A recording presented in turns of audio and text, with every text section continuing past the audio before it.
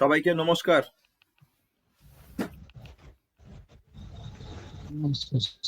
আমার আওয়াজ শোনা যাচ্ছে তো? নমস্কার স্যার। বেশ। নমস্কার স্যার। নমস্কার হ্যাঁ, নমস্কার স্যার। নমস্কার। চলুন। নমস্কার স্যার। নমস্কার। আহ, আমরা আমাদের যে বাস্তু কোর্স, সেই বাস্তু কোর্স আজ থেকে শুরু করছি। আমি কতগুলো নিয়ম আপনাদের বলে দিই একদম ক্লাসের শুরুতে। দেখুন, যেহেতু আমাদের লাইভ ক্লাস হবে, আমি স্টেপ বাই স্টেপ ক্লাসে যাব। আমাদের বুধ শনিবার রাত্রিবেলা 9টায় অনলাইন গুগল মিটে ক্লাস হবে এবং প্রত্যেকটা ক্লাসের রেকর্ডিং হবে, রেকর্ডিং আপনারা পাবেন। এবং প্রত্যেকটা ক্লাসের যে সাপোর্টিং ডকুমেন্ট বা নোটস পিডিএফ আমি আপনাদের গ্রুপে দিয়ে দেব।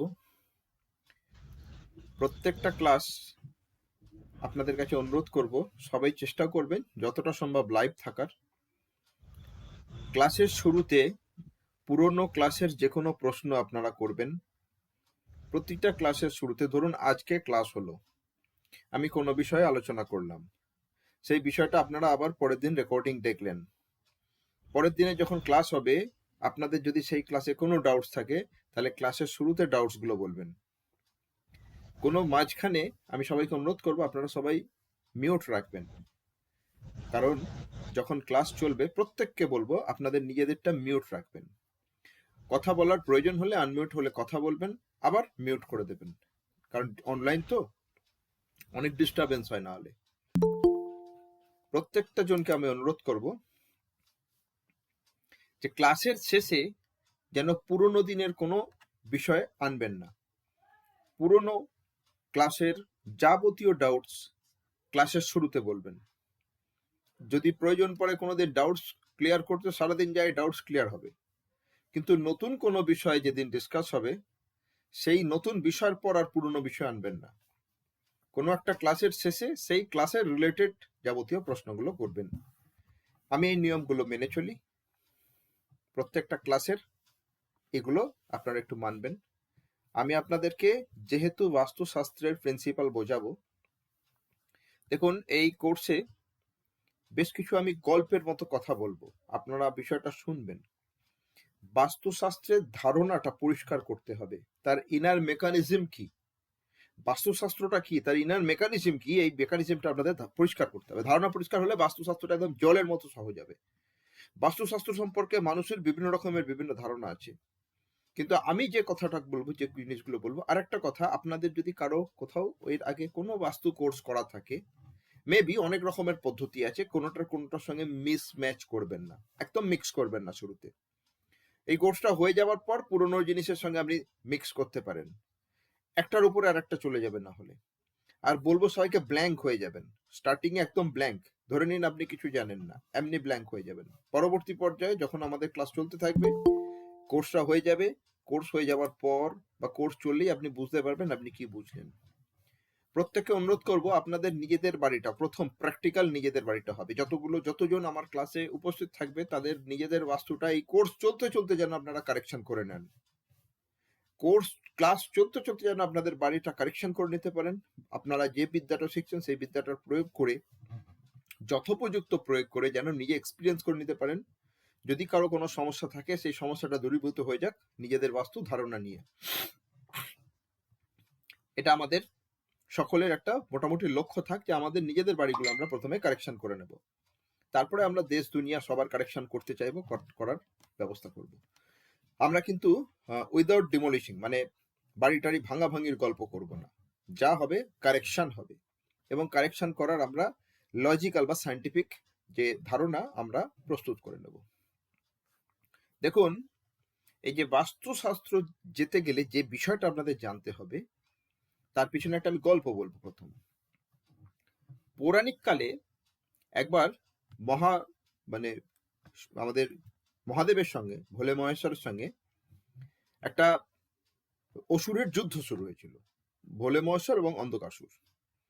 তো সেই যুদ্ধটা, মানে আমি যতটুকু নামগুলো জানি, হয়তো আমি কম বেশি ভুল হতে পারি, কিন্তু গল্পটা এরকম, তো মহাদেব এবং সেই অন্ধকাসুরের মধ্যে প্রবল যুদ্ধে কোনো একটা সময় মহাদেব একটু ক্লান্ত হয়ে গেছিলেন বা তার একটু ঘাম এসে গেছিল। তা মহাদেবের সেই ঘাম একটা পড়ে সেখান থেকে হঠাৎ করে একটা বালকের জন্ম হয়ে গেল, একটা শিশুর জন্ম হলো। তো যেই জন্ম হয়ে গেল, সেই জন্ম হয়ে যাওয়ার পর জন্ম হওয়ার সঙ্গে সঙ্গে তার শরীর বাড়তে শুরু করলো এবং সে তার সামনে যা কিছু আছে খেতে শুরু করলো। যত সময় যাচ্ছে সে তত বড় হয়ে যাচ্ছে এবং যা পাচ্ছে সামনে সব খেয়ে নিচ্ছে। তো এমন সময় মহাদেব অন্ধকাসুর সবার যুদ্ধ থেমে গেছে। সব দেবতারা উপস্থিত, বলছে ক্রমশ বড় হচ্ছে, সব খেয়ে নিচ্ছে, একটা সময় এ এত বড় হয়ে যাবে যে গোটা বিশ্ব ব্রহ্মাণ্ডকে খেয়ে নেবে, আমাদেরকেও খেয়ে নেবে। সবাই ভয় পেয়ে গেল। তখন ভগবান ব্রহ্মার কলিং হলো, ভগবান ব্রহ্মা এলেন। তো ভগবান ব্রহ্মা এসে তাকে বললেন যে তোমাকে আমি আমার মানস পুত্রের মর্যাদা দিচ্ছি। যেমন ভগবান ব্রহ্মার অনেক মানস পুত্র, তো তোমাকে আমি আমার মানস পুত্রের মর্যাদা দিচ্ছি। তুমি আর বড় হবে না, আর তুমি আর কিছু খাবে না। আমি তোমার খাওয়ার এবং থাকার ব্যবস্থা করছি। কি খাওয়ার থাকার ব্যবস্থা? বলছে মর্তলোকে যেখানে মানুষ বসবাস করবে, সেই প্রত্যেকটা মানুষ তাদের থাকার জন্য গৃহ বানাবে। সেই গৃহের ভেতরকার তোমাকে আমি বাস্তু দেবতা বানিয়ে দিলাম। তুমি আজ থেকে বাস্তু দেবতা, এবং ওই গৃহের মধ্যে তুমি অবস্থান করবে। এবং তুমি ওই গৃহের মধ্যে যে অবস্থান করবে, সেই গৃহের যে মানুষ যারা ভাব থাকবে, তারা যদি তোমার থাকার সুবন্দোবস্ত করে, তাহলে তুমি তাদের প্রতি সুপ্রসন্ন থাকবে। কিন্তু তারা যদি তোমার থাকার ব্যবস্থাটা না সঠিক করে, তাহলে তুমি তাদের জীবনের যা কিছু সব খেতে পারো, জীবনের সুখ শান্তি আনন্দ যা কিছু খেতে পারো। এটা একটা সিম্বলিক স্টোরি। এই স্টোরি থেকে আমরা কি বুঝলাম? আমরা এই স্টোরি থেকে দেখুন, আমাদের যে পুরাণ বলুন বা আমাদের যে প্রাচীন সনাতন যে সমস্ত যা কিছু সাবজেক্ট আছে, সেগুলো প্রত্যেকটা কিন্তু লার্নিং, আমাদের বহু কিছু শেখায়। তার মধ্যে থেকে কিন্তু আমাদের শেখার বহু কিছু আছে। তাই এই গল্পটা থেকে আমরা কি শিখলাম? যে আমাদের যে বাস্তু, সেই বাস্তুর মধ্যে একটি দেবতা আছে। সেই দেবতাটা, তার একটা থাকার পদ্ধতি আছে, মানে বাস্তুর মধ্যে তিনি থাকবেন। সেটা ভগবান ব্রহ্মা তাকে মানুষপুত্র বানিয়ে তা নির্বাচন করে গেছিল, এবং তাকে আমাদের থাকতে দিতে হবে। একটা সেকেন্ড হোল্ড করবেন একটু। কোথায় গেল?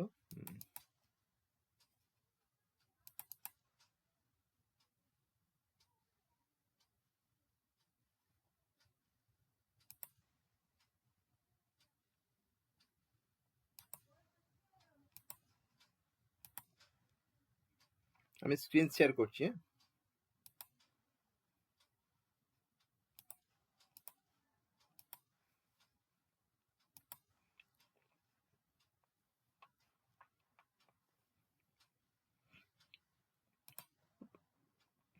স্ক্রিন শেয়ার হচ্ছে, কিছু দেখা যাচ্ছে? কোনো ছবি? কেউ একজন বলুন। হ্যাঁ স্যার, বাস্তু পুরুষের ছবি আছে একটা বেশ জায়গা। বেশ বেশ। হ্যাঁ দেখা যাচ্ছে স্যার। হ্যাঁ, এইটি হলো বাস্তু পুরুষ বা বাস্তুদেব। ওই ব্রহ্মা ভগবান শিব, মানে মহাদেবের সঙ্গে অন্ধকাসুরের যুদ্ধে, সেই যুদ্ধের ফলস্বরূপ এই যে শিব ঠাকুরের ঘাম থেকে যে সৃষ্টি হয়েছিল, ঘামের ফোঁটা থেকে, সেটি হলো এই জাতক, বা যে ক্রমশ বড় হয়ে যাচ্ছিল, এবং তাকে রক্ষার জন্য, আটকানোর জন্য ব্রহ্মাজি কি করলেন, ভগবান ব্রহ্মা কি করলেন, তাকে বলল এইভাবে তাকে থাকতে হবে। এই যে একটা পশ্চারে আছে, দেখতে পাচ্ছেন? একটা চতুর্ভুজের মাঝখানে একটা মানুষ উল্টে আছে, উল্টে আছে। এ কিন্তু মানে চিত হয়ে, মানে উল্টে আছে, এবং মাথার কপাল নিচের দিকে, হাঁটু গুলো নিচের দিকে, এবং ঠিক এই পশ্চারে এই অবস্থান করছে।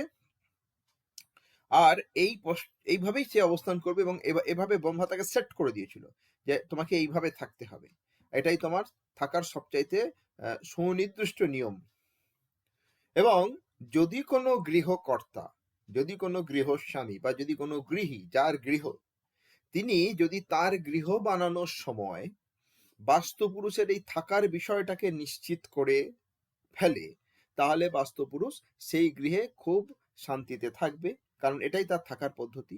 যদি কোনো গৃহকর্তা বাস্তু পুরুষের থাকার বিষয়ে না চিন্তা করে, যদি কোনো গৃহকর্তা বাস্তু তার বানানোর ক্ষেত্রে বাস্তু পুরুষের চিন্তা না করে বানায়, তাহলে বাস্তু পুরুষ কি করবে?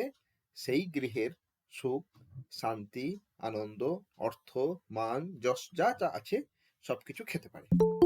এটা একটা গল্প। এই গল্পটা থেকে আমরা এটা শিক্ষা পেলাম যে তাহলে বাস্তু আমাদের বানানোর সময় কি করতে হবে? বাস্তু বানানোর সময় আমাদেরকে ওই বাস্তু পুরুষের থাকার ব্যাপারটাকে নিশ্চিত করতে হবে।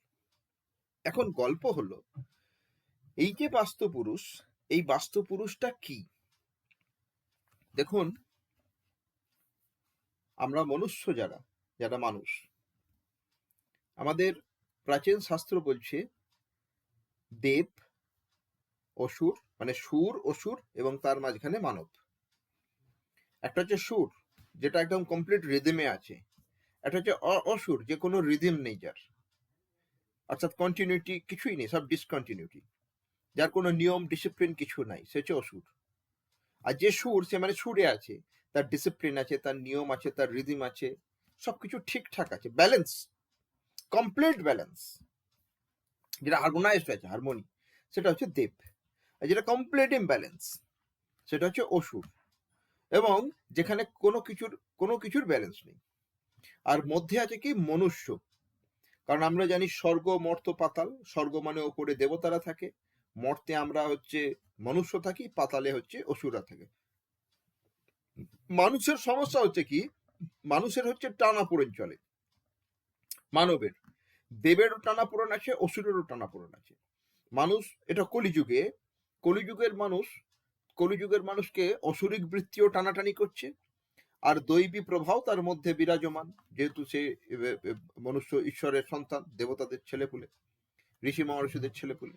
তা ঐশ্বরীয় টানাপোড়েন এবং দেবতার যে টান, দুটোর মাঝখানে মানুষ কখনো ভুল করে, কখনো ঠিক করে। ভুল করলে কুফল, ঠিক করলে সুফল।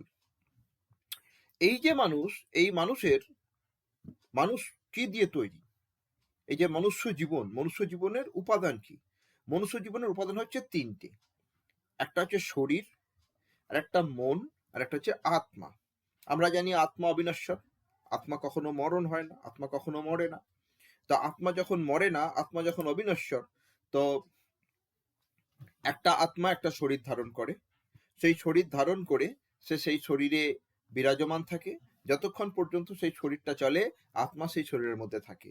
শরীরটা শেষ হয়ে গেলে আত্মা সেই শরীরটা ত্যাগ করে, আবার নতুন শরীর ধারণ করে। এটা আমাদের সনাতন শাস্ত্র বলছে, জন্ম জন্মান্তর চলতে থাকে। এবং এই যখন শরীর আর আত্মা ধারণ করে, তার মধ্যে যেটা সেট হয়ে থাকে তা হচ্ছে মন, যা দিয়ে সে চিন্তা ভাবনা করে। এখন বিষয়টা হলো, মনের দুটো ভাগ আছে, মনের দুটো ভাগ। তা কি কি? এক হচ্ছে আমাদের যেটাকে বলা হয় চিন্তন মন, যাকে বলা হয় কনসাস মাইন্ড। আর একটা হচ্ছে সাবকনসাস মাইন্ড, অবচেতন মন। চেতন আর অবচেতন মন। চেতন মন বা কনসাস মাইন্ড মানে ঈশ্বর আমাদেরকে যে শরীর দিয়েছে, এই যে দেহ দিয়েছে, এই দেহে বহু ইন্দ্রিয় আছে, চোখ, কান, নাক, ত্বক, জিহ্বা, নাসিকা ইত্যাদি ইত্যাদি যা আছে, এই ইন্দ্রিয় দিয়েই কিন্তু আমরা সমস্ত কিছুকে অনুভব করি, সমস্ত কিছুকে এক্সপিরিয়েন্স করি। দেখে, শুনে, স্বাদ গ্রহণ করে, যেভাবেই হোক আমরা ইন্দ্রিয় দিয়ে কোনো একটা বস্তু, কোনো একটা বিষয়কে বুঝি। আমরা ইন্দ্রিয় দিয়ে কোনো একটা বিষয়কে যখন বুঝি, সেটা আমাদের চেতন মনের কাজ। আমরা দেখলাম, বুঝলাম, ভাবলাম, চেতন মনের কাজ। কিন্তু আমাদের জীবনে এমন ঘটনাগুলো ঘটতে থাকে, যে ঘটনাগুলো আমাদের ইন্দ্রিয় গ্রাহ্য নয়। আমার কেন দুঃখ আমি ঠিক বুঝতে পারছি না, আমাকে কেউ সহ্য করতে পারে না, আমি ঠিক বুঝতে পারছি না। আমার এখন শুধু লস হচ্ছে, আমি ঠিক বুঝতে পারছি না। আমি চাকরি পাচ্ছি না, আমি প্রফেশনে স্ট্যান্ড করতে পারছি না, আমার বাড়িতে দিনরাত অশান্তি, স্বামী স্ত্রীর ঝামেলা, আমার সন্তান সন্ততি হচ্ছে না, আমি বুঝতে পারছি না। আমার ব্যবসায় উন্নতি হচ্ছে না, আমি বুঝতে পারছি না। ইন্দ্রিয়গ্রাহ্য বিষয় নয় আমার, আমি আমার চোখ দিয়ে দেখে ফিল করে কিছুতেই বুঝতে পারছি না। এবং নিয়তির পরিহাসের মতো আমার জীবনে চলেই যাচ্ছে। কখনো কখনো আমি হয়তো কারো সাহায্য বা সহায়তার চেষ্টা করি, কারো কাছ থেকে কনসালটেশন নেওয়ার চেষ্টা করি, কারো কাছ থেকে চেষ্টা করি যে তার সিদ্ধান্তটা গ্রহণ করার, তার অভিজ্ঞতা নিয়ে চলার চেষ্টা করি। কিন্তু বাস্তব বিষয় হলো আমি নিজেকে নিজে ঠিক ফিল করতে পারছি না, বুঝতে পারছি না, আমি চিন্তাই করতে পারছি না কেন এমন হলো। এটাকে আমরা নিয়তি বলে ছেড়ে দিই। জ্যোতিষশাস্ত্র অনুসারে আমরা জ্যোতিষশাস্ত্রে দেখতে চাই কোন গ্রহের কি কারণ, ইত্যাদি ইত্যাদি। ভগবান কৃষ্ণ একটা কথা বলে গেছে গীতায়, কর্মাণে বাধিকা রাস্তে মা ফলেষু কদাচনা। অর্থাৎ তুমি কর্ম করো, ফলের আশা চিন্তা তোমায় করতেই হবে না, কারণ তোমার কর্ম অনুসারে ফল আমি আমাকে একবার তোমায় নিশ্চিতভাবে প্রদান করব। তুমি যা করবে তার ফল তোমার জন্য বাঁধা থাকবে। আমরা যখন কোনো কাজ করি, প্রত্যেকটা মানুষ, প্রত্যেকটা জীব বা আমরা যখন কোনো কাজ করি, কোনো চিন্তা করি, কোনো সিদ্ধান্ত নিই, বেশিরভাগ ক্ষেত্রে কিন্তু আমরা কাজ করার সময়, সিদ্ধান্ত নেওয়ার সময় আমরা কিন্তু এই ভেবেই সিদ্ধান্ত নিই, আমি যেটা ভাবছি ঠিক ভেবেছি, আমি যা করছি ঠিক করছি, আমরা এইভাবেই করি। সেই কাজটা হয়ে যাওয়ার পর বেশিরভাগ ক্ষেত্রে যদি সুফল হয় আমি বুঝি ঠিক করেছিলাম, যদি কুফল প্রদান করে কাজ থেকে, তখন কিন্তু আমি এক্সপিরিয়েন্স করি আমি তাহলে ভুল করেছিলাম। কিন্তু কাজটা করার সময় আমি আমার বোধে, আমার ধারণায় করে ফেলি। বাস্তব কথা, ভগবান কৃষ্ণ এই যে কথা বলে গেছিলেন না, যে তুমি তোমার কর্মের জন্য তুমি দায়ী এবং তার ফলের জন্য তুমি দায়ী। আমাদের প্রত্যেকের নিজস্ব যে কর্মফল, জন্মান্তর আমাদের কিন্তু সেই কর্মফল ভোগ করতে হয়, সে প্রারব্ধের মাধ্যমেই হোক আর চলমান প্রবহমান কর্মের মধ্যেই হোক। যখন গান্ধারী তার শতপুত্রের নিধন হয়ে গেছিল, ভগবান কৃষ্ণকে প্রশ্ন করেছিল, কৃষ্ণ, আমি 50 জন্ম জাতিস্বর, আমি আমার পূর্ববর্তী 50 জন্মের সব জানি, আমি কোনোদিন কোনো পাপ করিনি, আমার 100 পুত্র নিধন হলো কেন, আমার বংশ কেন উজাড় হয়ে গেল? তখন ভগবান কৃষ্ণ বলেছিল, তুমি তোমার শুধু 50 জন্ম জানো, আমি তোমার সমস্ত কিছু শুরু থেকে অন্ত পর্যন্ত জানি, তুমি নিজের কর্মফলই ভোগ করছো। অর্থাৎ কেউ কারো কর্মফলে ছাড়া পায় না। আপনারা সবাই জানেন যে যমরাজের দরবারে চিত্রগুপ্ত বলে একজন আছে, আর চিত্রগুপ্তের নাকি একটা খাতা আছে। সেই চিত্রগুপ্তের খাতায় আমাদের প্রত্যেকের পাপ পুণ্যের হিসাব হয়। বাস্তবিকভাবে যমরাজের দরবার আছে কিনা আমার জানা নেই, চিত্রগুপ্ত বলে কেউ ছিল কিনা আমার জানা নেই, বা তার কোনো খাতা আছে কিনা বলে আমার জানা নেই, কারণ আমি দেখিনি। কিন্তু শাস্ত্র বলছে আমাদের এই যে অবচেতন মন, চেতন মন এবং অবচেতন মন, আমাদের এই যে অবচেতন মন, যে অবচেতন মনের সঙ্গে আমার কোনো সম্পর্ক নেই সরাসরি, কারণ আমি যা ফিল করছি, এই দেহ দিয়ে যা ফিল করছি, আমার এই যে শরীর পেয়েছি, এই শরীরের যে অঙ্গ প্রত্যঙ্গ, চোখ, নাক, কান ইত্যাদি দিয়ে যা ফিল করি বা এক্সপিরিয়েন্স করি, সেটা আমার চেতন মনের সঙ্গে সরাসরি সম্পর্কযুক্ত। কিন্তু অবচেতন মনের সঙ্গে শরীরের সম্পর্ক নেই। আর অবচেতন মন দিয়ে বা অবচেতন মনে কি হয়, আমাদের প্রত্যেকের করা বলা যা কিছু সবটা স্টোর হয়। আমি ঠিক করছি বা ভুল হচ্ছি, যাকে বলা হয় একদম কমপ্লিট অবজারভার, মানে আমার নিজের ভেতরকার আমার অবজারভার আমার অবচেতন মন। আমি যদি ভালো করি অবচেতনে স্টোর হবে, খারাপ করলে আমার অবচেতনে স্টোর হয়, এবং তার ফল অনুসারে আমার কুফল আমি নিজে ভোগ করি। এটা একদম শাস্ত্রের বিধান। এই যে অবচেতন মনটা, এই অবচেতন মনটায় মানুষের জন্মান্তরের, আমি খুব সহজ কথায় বলি, কথাটা সহজ মানে কথাটা যদি বোঝার জন্য বলি, যদি বলি শরীরের জন্য যে মন সেটা হলো আমার চেতন মন, আর যদি বলি আত্মার জন্য যেটা মন সেটা হলো অবচেতন মন। দেখুন, আমাদের প্রত্যেকের কৃতকর্মের ফল আমাদের নিজেদের অবচেতনে স্টোর থাকে, এবং সেই অবচেতন মন থেকে যারা জাতিস্বর হয়, আপনারা জানেন অনেকে জাতিস্বর হয়, সে পূর্ববর্তী জীবনের গল্প সব মনে রাখে এবং পরবর্তী জীবনে এসে আবার সেই গল্প সমস্ত কিছু সে বলতে পারে, উত্থাপন করে। এমন হয় কি, কিছু কিছু মানুষের যখন ট্রানজিটিংটা হয়, একটা দেহ ছাড়ার পর আত্মা আবার যখন আর একটা দেহ ধারণ করে, এই ট্রানজিটিং পিরিয়ডে আমাদের একটা লক মানে একটা দেওয়াল আছে, যেটাকে বলা হয় আমি যখন একটা শরীর বা দেহ আত্মা ছাড়লো, সে এই দেহের যে চেতন যা কিছু সব ভুলে যায়, এবং পরবর্তী দেহের আবার যখন নতুন চেতন শুরু হয়, তখন আবার নতুন চেতন শুরু হয়, তার চেতন এবং অবচেতনের কানেক্টিভিটি বা কানেকশন থাকে না। আর বাস্তব যেটা সত্য, আমাদের চেতন মনের সঙ্গে অবচেতন মনের কোনো সম্পর্ক নেই।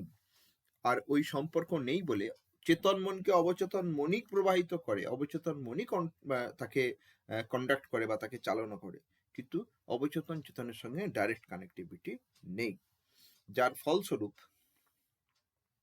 আমাদের যা কৃতকর্ম, যা আমি করে এসেছি, আমি যা বুঝে এসেছি, আমি যা নিয়ে এসেছি, আমার সেই কর্মফল যা আমার অবচেতন মনে স্টোর হয়ে আছে, সেই কর্মফল আমি যখন ভোগ করি, তখন আমি আমার চেতন মন দ্বারা সেই বিষয়টাকে ফিল করতে পারি না, অনুভব করতে পারি না, এক্সপ্লেন করতে পারি না, অ্যানালিসিস করতে পারি না। আমি তখন মনে করি এটা নিয়তি। প্রাচীন ভারতীয় ঋষিরা, তারা তো বহু জিনিস অবজার্ভ করতেন, সমস্ত ঘটনার সঙ্গে সমস্ত ঘটনা মেলাতেন।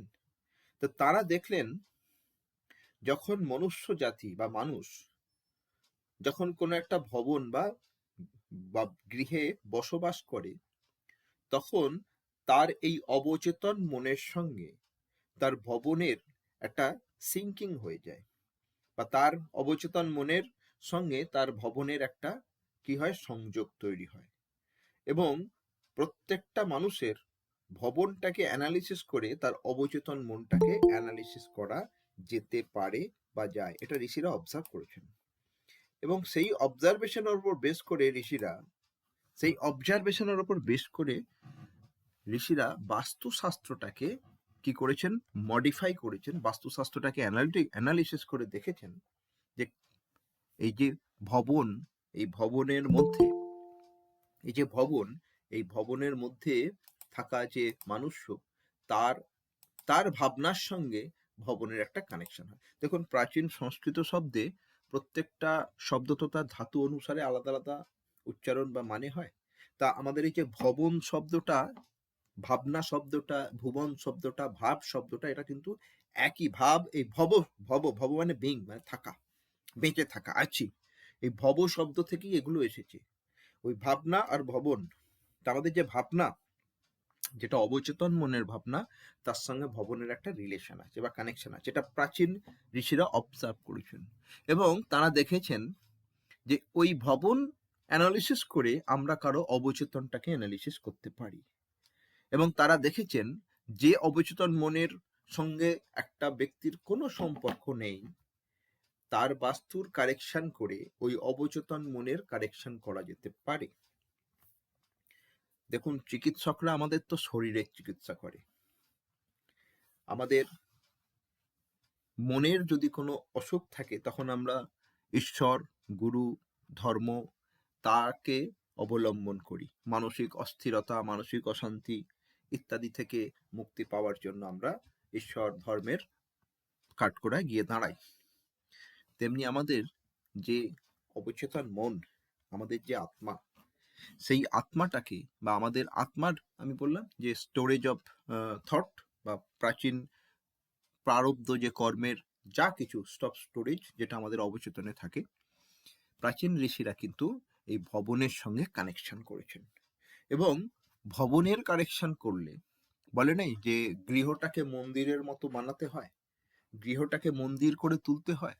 যদি গৃহটাকে তুমি মন্দির করে ফেলো, তাহলে মন্দিরে যেমন ঈশ্বর বিরাজ করেন, শান্তি থাকে, তেমনি তোমার গৃহেও যদি গৃহটাকে মন্দিরের মতো বানাও, তাহলে সেখানে ঈশ্বর বিরাজ করবেন, তুমি শান্তিতে থাকবে।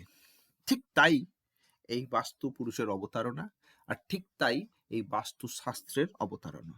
প্রাচীনকালে রাজরাজাদের জীবনে ভীষণ যন্ত্রণা থাকতো। প্রাচীন রাজ পরিবারগুলোয় যারা রাজরাজা, তাদের জীবন ছিল দুর্বিষহ জীবন, একদম দুর্বিষহ। বহু রানী, বহু বৈভব, বহু সুখ ঐশ্বর্য, শত্রুতা, বহু কিছু নিয়ে। তাদের জীবনে ওই চরম দুঃখের বা অশান্তির জন্য প্রাচীন ঋষিরা বা প্রাচীনকালে রাজবাড়িগুলো বাস্তুশাস্ত্রের নিয়ম অনুসারে বানানো হতো, যাতে কিনা সেখানে রাজ পরিবারের মানুষজন একটু শান্তিতে স্বস্তিতে থাকতে পারে। তা আমরাও আমাদের যে বাস্তুতে আমরা বসবাস করি, আমরা যদি এই বাস্তুশাস্ত্রের মূলভূত বিষয়টা বুঝতে পারি এবং আমরা যদি সেটাকে ঠিক করতে পারি, আমাদের জীবনেও কিন্তু অনেক পরিবর্তন আসবে। কিরকম পরিবর্তন? দেখুন, আকাশীয় কিছু হয় না। আমরা কিন্তু যা করি সব নিজেরা করি। কর্ম আমরাই করি, ফল আমরাই ভোগ করি। এটা আমাদের বিশ্বাস করতে হবে। আমরাই কুকর্ম বা ভুল কর্ম করে ফেলি, তার কুফল আমরা ভোগ করি। আবার আমরাই যদি সুকর্ম করি, তার সুফল ভোগ করতে পারি। এই কুকর্ম আমরা যখন কেউ ভুল কর্ম করি, আমরা কিন্তু সবাই ভেবে চিন্তে ভুল কর্ম করি না। আমরা কিন্তু সবাই আগাম নিশ্চিত হয়ে জেনে শুনে ভুল করি না। আমরা করে ফেলি যা ঠিক ভেবে করি, হয় ভুল পর্যবসিত। কেন না? আমাদের ওই ধারণায় ভুল আছে, চিন্তায় ভুল আছে। সেটাকে কারেকশন হবে বাস্তুশাস্ত্রের মধ্য দিয়ে। আমাদের ৩৩ প্রকার দেবতা, আমাদের মানে সনাতন বা প্রাচীন পৌরাণিক অনুসারে ৩৩ কোটি মানে ৩৩ প্রকার দেবতা, আর ১২ প্রকারের অসুর আছে। ৩৩ কোটি দেবতা আর ১২ কোটি অসুর, মোট ৪৫ কোটি। বাস্তবিকভাবে দেবতা অসুর আলাদা কিছু নয়। আমরা জানি যে কাশ্যপ ঋষি, কাশ্যপ কাশ্যপ যিনি হলো আদি, সবচাইতে আদি, তা সৃষ্টির আদি তিনি। তা সেই কাশ্যপ ঋষির দুটো পত্নী ছিল। একজনের নাম ছিল অদিতি, একজনের নাম ছিল দিতি। আবার দুটো পত্নী কারা? তারা আবার রাজা দক্ষের ২ কন্যা। তো যাই হোক, ওই কাশ্যপ ঋষির যে ২ পত্নী, সেই ২ পত্নীদের মধ্যে অদিতির গর্ভে দেবতাগুলো জন্মগ্রহণ করেছিল। অদিতির গর্ভে দেবতাগুলো জন্মগ্রহণ করেছিল এবং দিতির গর্ভে অসুরগুলো জন্মগ্রহণ করেছিল। তাহলে বাবা একটাই, মা আলাদা হওয়ার ফলে মা তো মেপে দেয়। তা দিতি, আবার দ্বিতীয় অদিতিকে বলা হয় মহালক্ষ্মী, আর অদিতিকে বলা হয় অলক্ষ্মী। আপনারা অনেকে শুনেছেন, বলে লক্ষ্মী অলক্ষ্মী দু বোন, অলক্ষ্মী বিদায় করতে হয়, লক্ষ্মী ঘরে আনতে হয়। তো দ্বিতীয় অদিতি হচ্ছে, অদিতিকে বলা হয় মহালক্ষ্মী বা শ্রীলক্ষ্মী, আর দিতিকে বলা হয় অলক্ষ্মী। আর ওই দ্বিতীয় গর্ভে সমস্ত অসুরগুলো এসেছিল। অসুররা কারা? হিরণ্যকশিপু, হিরণ্যাক্ষ, এগুলো ছিল অসুর। আর দেবতা কারা? ১২টা আদিত্য, ৮টা বসু, ১১টা রুদ্র, আর ২টো অশ্বিনী কুমার। তাতে আমাদের সে ভগবান বিষ্ণু বলুন, ইন্দ্র বলুন, সব যত ৩৩ প্রকার দেবতা, এরা বীর্যবান। বিষয়টা হলো যে আমাদের এই বাস্তু পুরুষ মণ্ডলাতে, আমি প্রথমে কি বললাম, যে যখন ভগবান শিব তার এতে যখন ওই বাস্তু পুরুষের জন্ম হলো, সে সব খেয়ে ফেলছে। একটা সময় এসে যে গেছে যে সমস্ত দেব দেবতা সবাইকে সে খেয়ে ফেলতে পারে, সমস্ত রাক্ষসকে সবাইকে খেয়ে ফেলতে পারে, গোটা ব্রহ্মাণ্ডকে সে খেয়ে ফেলতে পারে। তা সেই জন্য তার শরীরের মধ্যেই ভগবান ব্রহ্মা এই ৪৫ দেবতার অধিষ্ঠান করে দিল। ৩৩টা দেবতা, ১২টা অসুর, তো ৪৫ দেবতা, ৪৫ এনার্জি ফিল্ড, এই ৪৫ জনের অধিষ্ঠান করে দিল। এবং আপনারা এই যে বাস্তু পুরুষ মন্ডলা দেখছেন, এই বাস্তু পুরুষ মন্ডলাতে দেখুন ৩৫ খানাই আলাদা বক্স আছে, ৩৫টা আলাদা আলাদা নাম, এই ৪৫টা আলাদা আলাদা নাম আছে, ৪৫টা আলাদা আলাদা বক্স আছে। এটা হলো ৪৫ দেবতা কনসেপ্ট। এবার পরবর্তী পর্যায়ে আস্তে আস্তে যখন বিজ্ঞান এলো, রিসার্চ হলো, তখন ঋষিগণ, আমাদের ভারতীয় ঋষিগণ, তারা এই যে বাস্তুমণ্ডলটাকে আরো অনেক বেশি অবজার্ভ করলেন, অনেক ভালো করে রিসার্চ করলেন। রিসার্চ করে তারা দিক সম্পর্কিত ধারণা ঠিক করলেন। দিক মানে আমাদের তো ১০ দিক। ১০ দিক কি? উত্তর, দক্ষিণ, পূর্ব, পশ্চিম, ঈশান, অগ্নি, নৈঋত, বায়ু। ৮টা, ঊর্ধ্ব, অধ ১০টা। আমরা ঊর্ধ্ব অধটায় পড়বো না, বা ঊর্ধ্ব অধ কনসেপ্টে যাব না। আমরা আপাতত ৪টে দিক এবং ৪টে কর্নার, ৪টে দিক উত্তর, দক্ষিণ, পূর্ব, পশ্চিম, ৪টে কর্নার, ঈশান, অগ্নি, বায়ু, নৈঋত, ৮টা হলো, এই নিয়েই পড়বো এবং এটাকে আরো বেশি আমরা বাড়িয়ে চলবো। এবং এই যে দিক অনুসারে বা দিশা অনুসারে প্রাচীন ঋষিরা যে বিষয়টার অবতারণা করলেন, সেটা এই রকম, যে এই যে বিশ্ব ব্রহ্মাণ্ডের কথা হচ্ছে, এই বিশ্ব ব্রহ্মাণ্ডে যা কিছু আছে, গোটা বিশ্ব ব্রহ্মাণ্ড যা কিছু আছে, মানে সৃষ্টি যখন ভগবান ব্রহ্মা করেছিলেন, সেই সৃষ্টির পর গোটা বিশ্ব ব্রহ্মাণ্ডের যে ইনার কন্টেন্ট, কোন একটা জিনিস তো কোন একটা জিনিস দিয়ে তৈরি হয়। আমরা যেমন জামা কাপড় পরি সেটা সুতো দিয়ে, পশম দিয়ে ইত্যাদি দিয়ে তৈরি হয়। আমরা যেমন ভাত খাই তো সেটা চাল ডাল ইত্যাদি দিয়ে রান্না হয়। তো তেমনি আমাদের এই যে ব্রহ্মাণ্ড, এই ব্রহ্মাণ্ডর উপাদানটা কি? প্রাচীন ঋষিরা বললেন ব্রহ্মাণ্ডের উপাদান হলো 5টা পঞ্চতত্ত্ব: অগ্নি, পৃথ্বী, বায়ু, জল এবং আকাশ। এটা হলো ব্রহ্মাণ্ডের তত্ত্ব। আবার একটা কথা আমরা জানি, যত্র ব্রহ্মাণ্ডে তত্ত্ব পিণ্ডে, আমরা এটা বলে পিণ্ড দেশ। পৃথিবী বা এই যে এটাকে আমরা বলি পিণ্ড দেশ। আবার আমাদের শরীরটাকেও আমরা বলি পিণ্ড। আবার আমাদের যে বাস্তু বা ভবন, সেই ভবনটাকে আমরা বলি পিণ্ড দেশ। তো যত্র ব্রহ্মাণ্ডে তত্ত্ব পিণ্ডে, মানে ব্রহ্মাণ্ডে যা আছে সবকিছু পিণ্ডে আছে। তাই ব্রহ্মাণ্ডের যে কন্টেন্ট, ব্রহ্মাণ্ডের যে উপাদান, আমাদের শরীরের ভেতরে সেই উপাদান আছে। আর ঠিক তেমনি ভাবে আমাদের বাস্তু, এই যে বাস্তু পুরুষ, গোটা বাস্তুটা, এটাও ওই একই উপাদান: অগ্নি, পৃথ্বী, বায়ু, জল এবং আকাশ। এই পঞ্চতত্ত্বের সমন্বয়ের সৃষ্টি। খুব সহজ কথায় যদি বলি, আপনারা জানেন যে কোনো একটা পদার্থ, সে যাই পদার্থ হোক, তার সবচাইতে সূক্ষ্মাতি সূক্ষ্ম যে কণা, তার নাম হচ্ছে অণু। অণু। আর কোন পদার্থের সমস্ত গুণ কিন্তু ওই একটা সূক্ষ্মাতি সূক্ষ্ম কণার মধ্যে বিরাজমান থাকে। আবার অণু এতটা ছোট যাকে চোখে দেখা যায় না। অণু এতটা ছোট তাকে চোখে দেখা যায় না। যদি একটা লোহা হয়, লোহা একটা পদার্থ, লোহার যা যা গুণ, লোহার অণুর মধ্যে কিন্তু সমস্ত গুণ বিরাজমান থাকে। যদিও অণুকে চোখে দেখা যায় না, সেটা একটা ক্ষুদ্র কণা। তেমনি ব্রহ্মাণ্ডে যা কিছু আছে, ব্রহ্মাণ্ডের অতি ক্ষুদ্রাতি ক্ষুদ্র একটা অংশ পৃথিবী। ব্রহ্মাণ্ডের সমস্ত উপাদান পৃথিবীতে। পৃথিবীর মধ্যে অতি ক্ষুদ্রাতি ক্ষুদ্র অংশ আমাদের ভবন বা আমরা এক একজন। যা যা সবকিছু ওই পদার্থ বা যা কিছু উপাদান, তো পঞ্চতত্ত্ব, সেই পঞ্চতত্ত্ব সমন্বয়েই আমরা তৈরি।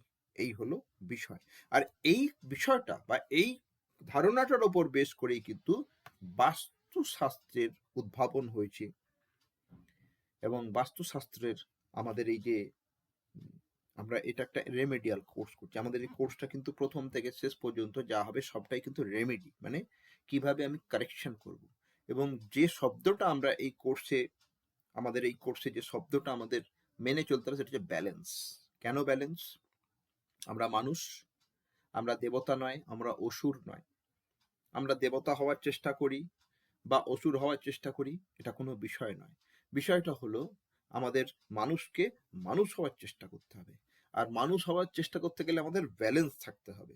মনুষ্য জীবন আমরা যখন করতে এসেছি, তাহলে মনুষ্য জীবনকে, মানুষকে ঈশ্বর কাম, ক্রোধ, লোভ, মদ, মোহ, মাৎসর্য, বুদ্ধি, বিবেচনা, বিচার, ধৈর্য, ভালোবাসা, প্রেম, শান্তি, আনন্দ, যা কিছু ভালো মন্দ গুণ দিয়েছে সবটার মধ্যে ব্যালেন্স করতে হবে।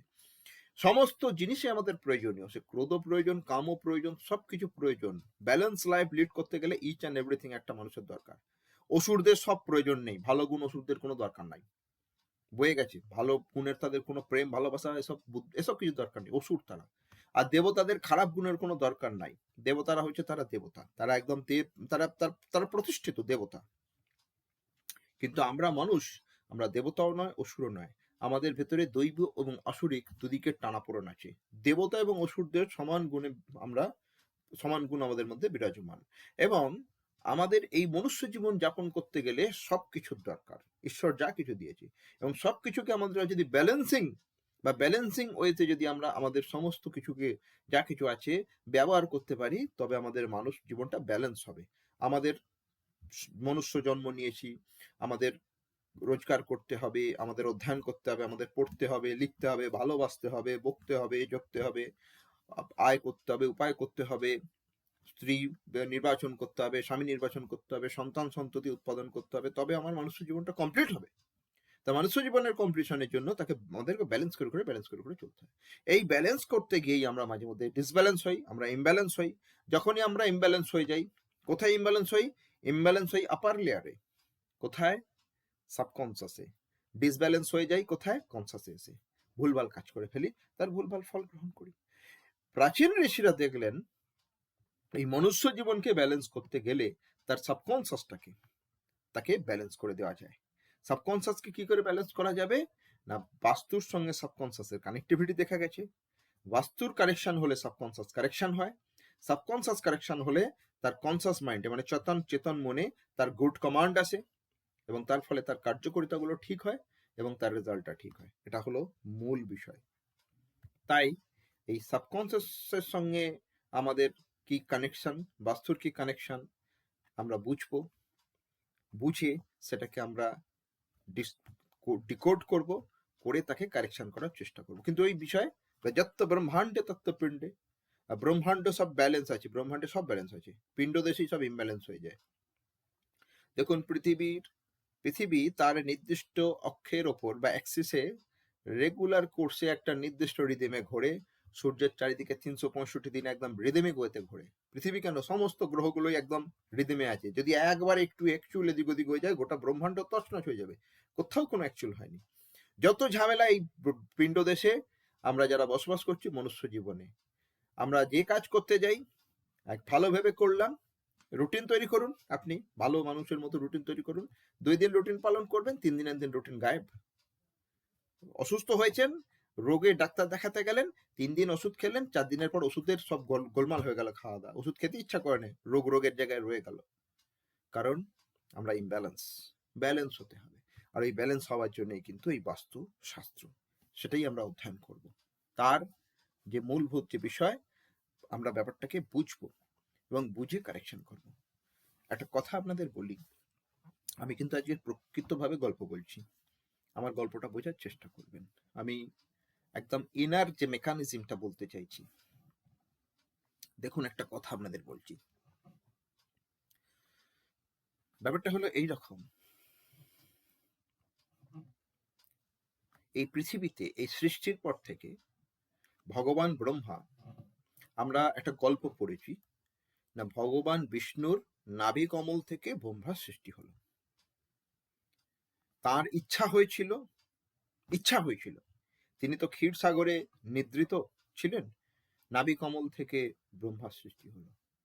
আবার ব্রহ্মা কি করলো, সৃষ্টি রচনা করে ফেললো, এবং সৃষ্টি রচনা করার পর এবার সৃষ্টি চলতে শুরু করলো। সব পুরো গ্রহ নক্ষত্র আকাশ বাতাস সব তৈরি করে ফেললো। করার পর সেই সৃষ্টিটা চলছে।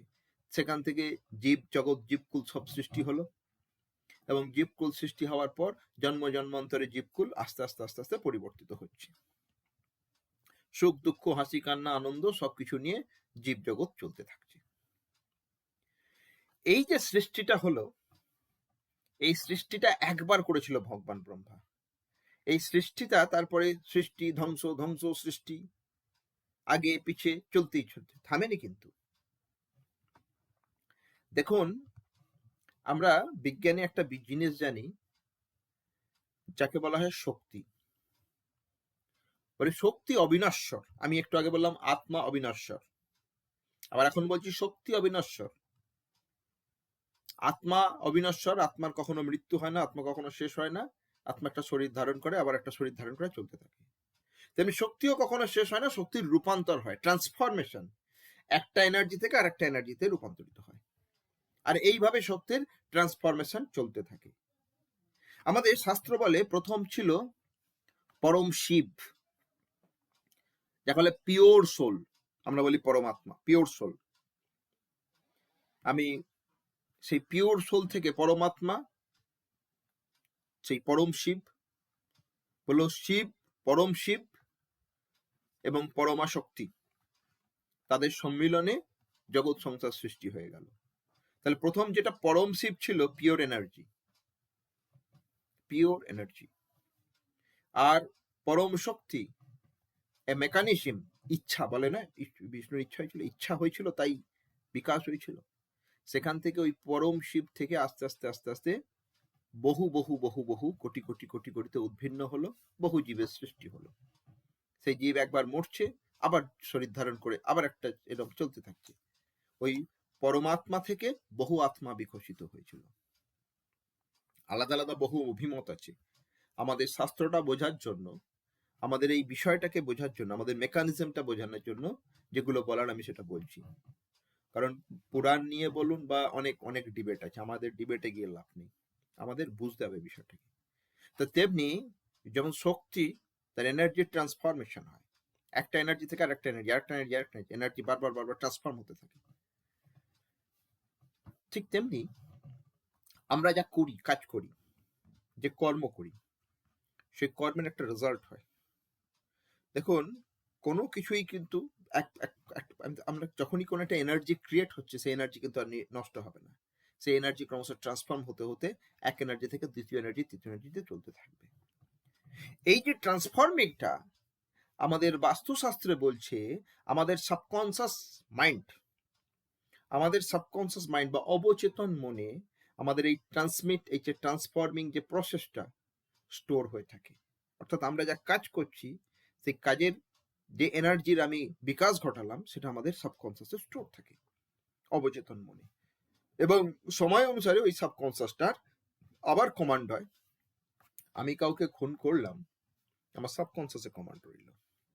এই জন্মে না হোক, পরের জন্মে না হোক, পরের জন্মে না হোক, যখন পার্টিকুলার পিরিয়ড আসবে আমার সাবকনসিয়াস আমাকে কমান্ড দেবে, গিয়ে আমিও খুন হয়ে যাব।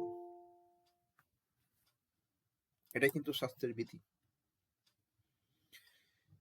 বাস্তব ঘটনা হলো, ওই যে বললাম, কর্মানে বাধিকার আসতে মা ফলেশু কদাচনা। তুমি কর্ম করে যাও, একদম ফলের চিন্তা করতে হবে না। মেকানিজম তার হাতে তৈরি করা আছে, সে ফল আপনা আপনি হবে আমাদের জন্য। ভালো করলে ভালো ফল, খারাপ করলে কুফল। বহু মানুষ তার ব্যক্তি জীবনে তারা এক্সপিরিয়েন্স করে যে আমি একটা ভালো কাজ করেছিলাম বলেই আজকে আমি ভালো ফল পেলাম। আমি উমুকের মেয়েদের বিয়ে দিয়েছিলাম বলে আজকে আমার মেয়ের বিয়েটা আটকালো না, আটকে গিয়েও কোথাও দিয়ে ঈশ্বরের দয়া হয়ে গেল, দৈবী শক্তি। আমরা যে সুফল করি, আমরা যে সুকর্ম করি, সেই সুকর্মের যে প্রভাব, দৈবী প্রভাব, ভালো কর্মের দৈবী প্রভাব, এবং আমাদের দৈবী জাগ্রত থাকে, আমাদেরকে ভালো ফলের সুফল দেয়। আবার আমরা যখন কুকর্ম করি, সেই কুকর্মের যে কুপ্রভাব, সেটাকে সাধনিক শক্তি বা নিয়তি যার হাতে বাঁধা থাকে, আমাদেরকে গিয়ে আমাদের সেই কুফল প্রদান করে। বাস্তুশাস্ত্রতে দেখা গেছে যে প্রত্যেকটা মানুষের সাবকনসিয়াস এনি ডিফল্ট বা ডিফেক্ট তার বাস্তুতে রিফ্লেক্ট করে। আমরা কর্ম তো পরিবর্তন করতে পারবো না, একটা শক্তিকে তো আমরা, দেখুন, একটা শক্তি তার ট্রান্সফর্মিং প্রসেসটা আমরা যদি বুঝতে পারি, সেই শক্তির ট্রান্সফর্মিং প্রসেসের মোডটা আমরা ঘুরিয়ে দিতে পারি। সায়েন্স পারে আজকের তারিখে কোনো এনার্জির ট্রান্সফরমেশনটা কিভাবে হবে, সায়েন্স সেটাকে কন্ট্রোল করে দিতে পারে, কারণ সায়েন্স জানে, সায়েন্সের কাছে ধারণা আছে, বিজ্ঞানের কাছে ধারণা আছে। তেমনি আমাদের যে যার কর্মের ফল যা কিনা আমাদের জন্য বাঁধা আছে, তার রিফ্লেকশন হয় আমাদের বাস্তুতে, আমাদের সাবকনসিয়াসের রিফ্লেকশন হয় আমাদের বাস্তুতে। এবং ওই বাস্তুশাস্ত্রটা জানার পর ঋষিরা দেখলো, আমরা যদি বাস্তুটাকে কারেকশন করি, তাহলে ওই যে ট্রান্সফরমেশনের প্রসেস, শক্তির তারতম্যটা বুঝে একটা শক্তিকে অন্য শক্তিকে ঘোরানো যায়, বা অশুভকে শুভতে বিনায়িত করা যায়, তেমনি আমাদের কুফলটাকে আমরা শুভ ফলে নিয়ন্ত্রিত করতে পারি। কিসের দ্বারা? বাস্তুর দ্বারা। তাই বাস্তুশাস্ত্র একটা ভীষণ জরুরি শাস্ত্র। পৌরাণিক কথা অনুসারে ভগবান বিশ্বকর্মা, যার কাছে বাস্তুশাস্ত্রের প্রকৃত জ্ঞান ঈশ্বর দিয়েছিলেন, সে ভগবান শিবই বলুন বা যেই বলুন, ফলে সমস্ত জ্ঞানের আধার তো ভগবান শিব। তা ভগবান বিশ্বকর্মার কাছেই বাস্তুশাস্ত্রের সমস্ত ধারণাটা ছিল, এবং যে ধারণাটার ওপর বেশ করেই ভগবান বিশ্বকর্মা প্রাচীনকালের সমস্ত বাস্তু বানাতেন। সে ইন্দ্রপ্রস্থই বানান আর যা বাস্তুই বানান, এবং সেই শাস্ত্রের ওপর বেশ করেই আজকে একদম সেম যা ভগবান বিশ্বকর্মার শাস্ত্র ছিল, যা আমাদের বিশ্বকর্মা প্রকাশ গ্রন্থে উল্লিখিত আছে, ঠিক সেই ধারণার উপর বেশ করেই আমাদের এই কোর্সের সিলেবাস। আমরা এই কোর্সে সেই ধারণার উপর বেশ করেই কিন্তু বাস্তুর সিদ্ধান্তগুলো নেব। বাস্তুশাস্ত্র সম্পর্কে বেশ কিছু সহজ সরল ধারণা আছে, বেশ কিছু প্রয়োজনীয় ধারণা আছে। সেই সহজ সরল কথাগুলো আমি আপনাদের বলে দেব, কিন্তু ইনার মেকানিজমটা কি, বা সায়েন্সটা কি, লজিকটা কি, তা আমি আপনাদের বোঝাবো। আমি আবার বললাম, যত্ত ব্রহ্মাণ্ড তত্ত্বপিণ্ডে, তো পঞ্চতত্ত্ব সমন্বয় ব্রহ্মাণ্ড সৃষ্টি। তাই আমাদের বাস্তুর পঞ্চতত্ত্বটাও আমাদের বুঝতে হবে, আর বুঝতে পারলেই আমরা সেই পঞ্চতত্ত্বকে ঠিকভাবে বিনায়িত করতে পারবো। দেখুন, যোগশাস্ত্রে, আয়ুর্বেদ শাস্ত্রে বাত পিত্ত কফ তিনটে পর্যায়। বাত পিত্ত কফ কিন্তু এই পঞ্চতত্ত্বেরই সম্মিলিত রূপ। পঞ্চতত্ত্বে অগ্নি পৃথ্বী বায়ু জল আকাশ করা আছে, আর আয়ুর্বেদ শাস্ত্রে এদের দুটো দুটো করে মিলে, জল এবং বায়ুতত্ত্ব মিলে হয় বাত। এইভাবেই চলতে থাকে।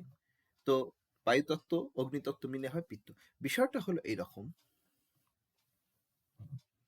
বিষয়টা হচ্ছে এই, যদি যোগশাস্ত্রেও যান, সত্য রম সত্য রজতম, এই যে বিষয়গুলো সব কিন্তু এই পঞ্চতত্ত্বেরই ব্যাপার, আর সবই কিন্তু এই এনার্জির খেলা। সেটা আমরা আমাদের এই কোর্সে বুঝবো। এবারে বলি আপনাদের একটা খুব সহজ জিনিস দেখবেন, এই যে আমি যেটা বাস্তু পুরুষ মণ্ডলার ছবিটা দিয়েছিলাম, দেখতে পাচ্ছেন যে ভগবান ব্রহ্মা বলেছিল যে এইভাবেই বাস্তু পুরুষকে তিনি মানে এইভাবেই তিনি তাকে সেট করে দিয়েছিলেন যে ভাই তুমি এইভাবেই সেটিং থাকবে, এটাই তোমার এইভাবেই তোমাকে থাকতে হবে, এটা এইভাবেই তুমি ঘুমাও, আরামে ঘুমাও, এইভাবেই তুমি আরাম পাবে। তাহলে আমরা যদি স্কোয়ার প্লট করি, একদম চৌকো ঘর, চৌকো বাড়ি বানাই এরকম, তার মধ্যে তো বাস্তু পুরুষ এইভাবে একদম একদম যদি চৌকো করে, যাকে বলে স্কোয়ার, চতুর্ভুজ বাট স্কোয়ার, বর্গক্ষেত্র, সরি, যদি আমরা বর্গক্ষেত্র বানাই বা বর্গাকার, তবেই তো বাস্তু পুরুষ এইভাবে সুন্দর থাকতে পারবে। সেই কারণেই প্রাচীন কালের বাড়িগুলো বর্গাকার বানানো হতো বেশিরভাগ ক্ষেত্রে। কিন্তু বাস্তব কথা কি জানেন, এটাকে বলে একদম ব্যালেন্স, এটাকে বলে একদম ব্যালেন্স। যদি আমাদের বাস্তু ব্যালেন্স হয়, তাহলে আমাদের চিন্তাধারা সম্পূর্ণ ব্যালেন্স হবে। আর যদি আমাদের চিন্তাধারা সম্পূর্ণ ব্যালেন্স হয়, তাহলে আমরা পিসফুল লাইফ লিড করতে পারবো, তাহলে আমরা শান্তিতে দীর্ঘজীবী থাকতে পারবো, তাহলে আমরা ভালো থাকতে পারবো। কিন্তু এটা তো কলিযুগ, কলহের যুগ, চলমান যুগ। এখানে পিসের সঙ্গে একটা প্রসপারাস বলে কথা আছে, যেটা আমাদের সবার চাই। উইদাউট প্রসপারিটি কলিযুগের লাইফ এন্ড হয়ে যাবে। তাহলে পিসের সঙ্গে প্রসপারাসটা কিভাবে মেলাবো? আজকের তারিখে এই রকম চৌকো ঘর, এরকম প্লট তো পাওয়াই যাবে না, এক। দ্বিতীয় বিষয়, প্রাচীনকালে যে এই যে চৌকো চৌকো ঘরের কথা বললাম, এই বর্গাকার ঘর শুধুমাত্র প্রজাগণেরই বানানো হতো। ভগবান বিশ্বকর্মা, তিনি বিশ্বকর্মা প্রকাশ গ্রন্থের রচয়িতা, তিনি বাস্তুশাস্ত্রের মূল তিনি কারিগর। শুধু প্রজাদের বা সাধারণ কৃষক কিষান, তাদের জন্যই এই রকম ঘর বানানো হতো। তাই কৃষকের ছেলে চাষার ছেলে চাষা হতো, মুচির ছেলে মুচি হতো, খুব শান্তিতে থাকতো, খেত পড়তো, আনন্দে থাকতো, সন্তান উৎপাদন করত, পুজো পাঠ করতো, দেবতা বিশ্বাস করত, ৮০, ৯০, ১০০ বছর বয়সে মরে যেত, তাদের ছেলেপুলেরা বাড়ির ওপরে সগেবাতি দিয়ে দিত তর্পণ করে। কিন্তু রাজাদের এমন চৌকো ঘর কিন্তু করা হতো না, কারণ এই ধরনের গৃহ ব্যালেন্স লাইফ লিড করাবে, শান্তি দেবে, কিন্তু প্রসপারিটির ক্ষেত্রে আজকের তারিখে একটা প্রজার ঘরে, আগেকার দিনে একটা প্রজার ঘরে, সেখানে কোনো চাওয়া পাওয়ার গল্প ছিল না, সেখানে খুব শান্তি ছিল, যতটুকু পাচ্ছে ততটুকুতেই খুশি ছিল। কিন্তু যখন রাজরাজাদের গল্প, তখন রাজরাজাদের চাওয়া পাওয়া, তাদের শক্তির তারতম্য, তাদের উন্নতি, তাদের বিষয়, তাদের বাসনা, সমৃদ্ধি, ঐশ্বর্য, অনেক কিছু তাদের জীবনে যুক্ত ছিল, এবং সেই জীবনে যুক্ত থাকার ফলে তাদের লাইফ ইমব্যালেন্স হতো। সেই ইমব্যালেন্স লাইফকে ব্যালেন্স করতে গিয়েই বাস্তুশাস্ত্রের প্রয়োগ করা হতো, এবং বাস্তুশাস্ত্রের প্রয়োগ করে রাজরাজাদের বাড়িগুলোকে অন্যভাবে বানানো হতো। আমি বলবো, এক্সপ্লেন করবো আপনাদেরকে, গল্পের মতোই বলবো, তাহলে আপনারা গল্পটা বুঝতে পারবেন। কিন্তু বর্তমানে আমরা তো সবাই রাজা, আমাদের এই রাজার রাজত্বে, আমরা তো কেউ চাষির ছেলে চাষি থাকতে চাই না, সবাইকেই তো ডাক্তার হওয়ার, ইঞ্জিনিয়ার হওয়ার ইচ্ছা, সবাই তো লেখাপড়া শিখতে চায়, সবাই তো উন্নতি করতে চায়, সবাই তো রাজনীতিতে নিজের নাম করতে চায়, সবাই তো মানে প্রত্যেকেরই কিন্তু একটা আগ্রহ যে আমরা ক্রমশ আগের দিকে এগোবো, আমরা ফার্স্ট হব কম্পিটিশনে, স্কুলে ক্লাসে আমি ফার্স্ট হব, একটা ছেলে যখন ক্লাসে ফার্স্ট হয় তার কিন্তু মাইন্ডসেটটা এরকমই হয়, আমি সবাইকে হারিয়ে সবাইকে বিট করে তবেই আমি এক হতে পারবো, নাহলে কিন্তু আমি এক হতে পারবো না। যদি কোনো কোনো কোনো ছেলের মাথায় এই চিন্তা থাকে আমাকে পাস করতে হবে, পাস করলে বাবা মা খুশি হবে, তাহলে সে পাস করবে। যদি সে ফার্স্ট হওয়ার চিন্তা করে তাকে কিন্তু সবাইকে বিট করতে হবে, অর্থাৎ তার ভিতরে চাওয়া পাওয়ার গল্প আছে। ব্যালেন্স বাস্তুতে কিন্তু এই ধারণা আসবে না। তাহলে বাস্তুকে ইমব্যালেন্স করতে হবে। আবার ইমব্যালেন্স করলে তো ওই বললাম না ট্রান্সফরমেশনটাই পরিবর্তন হবে, শক্তির তারতম্য ঘটবে, শক্তির পরিবর্তন ঘটবে, এবং এইভাবেই কিন্তু কলিযুগের জীবন চলতে থাকবে। আমাদের আজকের তারিখে বেশিরভাগই বাড়ি এইভাবে স্কোয়ার বর্গাকার বা বর্গক্ষেত্রাকার হয়নি। প্রাচীনকালে যত মন্দিরগুলো সব দেখবেন বর্গাকার, ঠিক এইরকম, বেশিরভাগ এইরকম বর্গাকার। কেন না, মন্দিরের ভেতর শান্তি চাই, ব্যালেন্স চাই। বাড়িগুলো আজকের তারিখে কিন্তু বর্গাকার পাবেন না। যাই হোক, আমি তার রিজন বলবো কেন, ইনার মেকানিজম কি, মূলভূত ধারণাটা কি আমি পরিষ্কার করব। আমাদের যে রেমেডি হবে সেই রেমেডির পিছনে কেন এই কথাটা আগে আসবে তার উত্তরটা দেব, তবে রেমেডি হবে। তাই আপনারা রেমেডি ওই মুখস্থ করে শিখবেন না, আপনারা রেমেডির ধারণাটাই নিজেরা বুঝে যাবেন কিভাবে করবেন, নিজেরাই তার প্রয়োগ নিজেদের বুদ্ধি খেলিয়ে করতে পারবেন। দেখুন, এই যে দেখতে পাচ্ছেন আজকের তারিখে একটা প্লট, আমি আজকের তারিখের একটা বাড়ি দেখাচ্ছি, এটা দেখতে পাচ্ছেন একটা ফ্ল্যাট বা কোনো একটা হাউস বা কোনো বাড়ি, ছাদটা কেটে দিয়েছি, ঠিক আছে, দেখতে পাচ্ছেন এই রকম বাড়ি হয়। দেখুন একটা পোর্শন, এটা তো স্কোয়ার নয়, আবার রেক্ট্যাঙ্গুলারও নয়, তাহলে এইটা দেখে তো পরিষ্কার বোঝা যাচ্ছে যে ইমব্যালেন্স হয়ে গেছে। আমি আপনাদের যতটুকু বললাম, যতটুকু গল্প বলেছি, সেই গল্পের উপর ভিত্তি করে এটা দেখে তো পরিষ্কার যেটা এখানে ইমব্যালেন্স ক্রিয়েট করেইছে, এখানে ব্যালেন্স নেই। এই যে ইমব্যালেন্সটা ক্রিয়েট করেছে, তাহলে আমরা কি করব এটাকে ব্যালেন্স করার জন্য? আমরা এই কোর্সে তাই শিখবো। কিভাবে শিখবো? কিভাবে শিখবো? এটাকে দেখতে পাচ্ছেন, এটাকে বলা হয় শক্তি চক্র। এই মহাবাস্তু শক্তি চক্র বলা হয়। আমি যে আপনাদের এই 45টা দেবতার কথা বললাম, আর এখানে যেটা বললাম, দেখবেন এখানে হচ্ছে একটা বর্গাকার একটা প্লট, তার মধ্যে এইরকম বাস্তুপুরুষ আছে। আর আধুনিক বা মডার্ন বাস্তুশাস্ত্রে ওই যে দেবতাগুলো আছে, যে এনার্জি ফিল্ড গুলো আছে, সেগুলো আমরা একটা অ্যাঙ্গুলার যে ডিভিশন করে এইখানে আমরা তাকে রং দিয়ে দেখিয়েছি।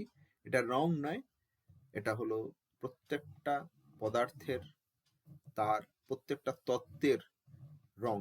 যেমন নীল রং হচ্ছে জলতত্ত্ব, সবুজ রং হচ্ছে বায়ুতত্ত্ব, লাল রং হচ্ছে অগ্নিতত্ত্ব, হলুদ রং পৃথ্বীতত্ত্ব, সাদা রং আকাশতত্ত্ব বা space element, water, air, fire, earth and space. ভেতরে দেখছেন প্রত্যেকটা যে এনার্জি ফিল্ড বা দেবতাগুলো বললাম, 45 দেবতা, প্রত্যেকের আলাদা আলাদা রং আছে।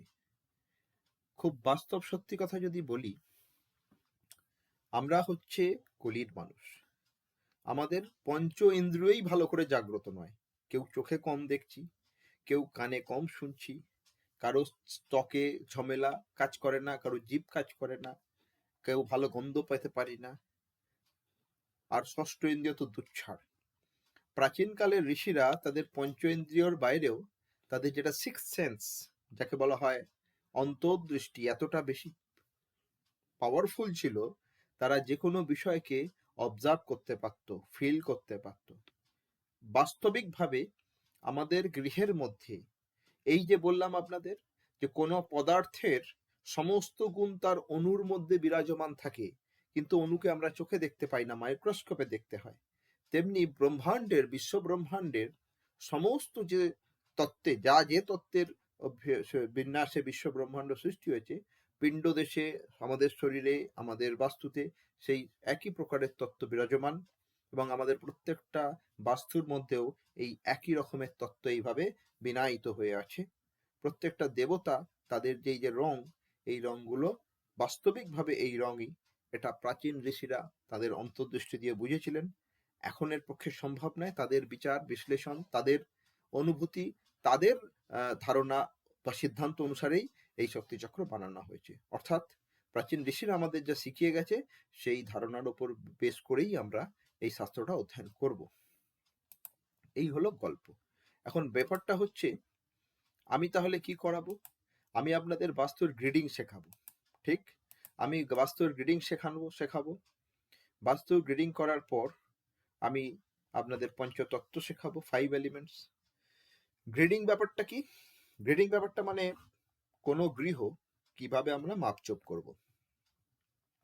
কোনো গৃহ মাপ করতে গেলে একটা কথা জানবেন, যারা সিভিল ইঞ্জিনিয়ারিং করে তারা, বা যারা আমিনের কাজ করে, যারা ড্রাফটিং করে, কোনো গৃহকে তারা 2D স্কেল, বাড়ির প্ল্যানকে 2D স্কেল, এখন তো যে কোনো বাড়ি তৈরি করতে গেলে ইঞ্জিনিয়ারদের 2D স্কেল প্ল্যান করতে হয়, তাই প্রত্যেকটা বাড়ির 2D স্কেল প্ল্যান বানাতে হয়।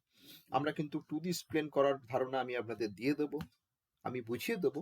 আপনারা অনেকে জানেন, বিষয়টা খুব সহজ। 2D স্কেল আমরা প্ল্যান বানাবো। প্ল্যান বানানোর পর সেকে গ্রেডিং করা শিখবো আমরা। আমাদের কতগুলো জিনিস লাগবে, আপনাদের প্রত্যেককে কিনে নিতে হবে। একটা কম্পাস কিনতে হবে। কম্পাস আপনারা পেয়ে যাবেন, বেশি দাম পড়ে না, যেটাকে বলা হয় ওই দিক নির্ণয় কম্পাস। আপনাদের একটা শক্তি চক্র কিনতে হবে। এই যে আমার মাথার পেছনে দেখতে পাচ্ছেন এই শক্তি চক্র, এই শক্তি চক্র 200, 250, 225, 200 টাকা দাম। অনলাইনে পেয়ে যাবেন, অনেক বাস্তু স্টোর আছে, আমি দরকার পড়লে লিঙ্কও দিয়ে দেবো। আপনাদের শক্তি চক্র নিতে হবে এবং একটা কম্পাস নিতে হবে। আপনাদের কাগজ কলম হাতে সব সময় রাখবেন, ক্লাস যখন করতে বসবেন। আপনাদেরকে গ্র্যাপ পেপার, যে 9-10-এ যখন পড়েছিলেন তখন গ্র্যাপের অঙ্ক করেছিল না, সেই গ্র্যাপ পেপার কিনে রাখবেন। পেন্সিল, কাগজ, 3-4 রকমের কালারিং পেন ইত্যাদি রাখবেন। আমি প্রথমে গ্রিডিং, তারপরে ডিগ্রি নেওয়া, এগুলো শেখাবো, তার প্রসেস শেখাবো, বার্চার্ট তৈরি করা শেখাবো, এবং আস্তে আস্তে আস্তে আস্তে কিভাবে একটা বাস্তুকে অবজার্ভ করব, কিভাবে সেই বাস্তুটাকে অ্যানালিসিস করব, কিভাবে সেই বাস্তুটাকে কারেকশন করব, স্টেপ বাই স্টেপ যাব। আমাদের 4 স্টেপ থিওরি হবে, সেই 4 স্টেপ থিওরি অনুসারে আমরা অ্যানালিসিস করে কারেকশনের ব্যাপারটাকে ঠিক করব। পুরোটাই সায়েন্টিফিক হবে। আমি নোটস যা কিছু দেব, লাস্টে গিয়ে বুকস দেব এবং স্টেপ বাই স্টেপ যাব। তবে আপনাদের নিজেদের বাস্তুটাকেই প্রথম মার্ক করবেন এবং করবেন। আমি কিছু কিছু যে কাজগুলো দেব ক্লাসের বলে দেবো, যেটা করতে আপনারা শিখিয়ে দেওয়ার পর সেগুলো অবশ্যই প্র্যাকটিক্যাল করে নেবেন।